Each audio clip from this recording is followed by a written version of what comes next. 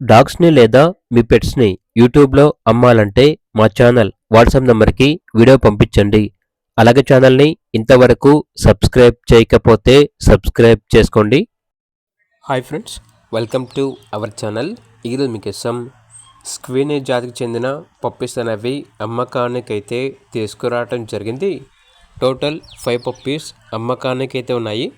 2 male puppies, 3 female puppies. Puppies యొక్క age వచ్చేసి 34 days. Deworming complete అయింది.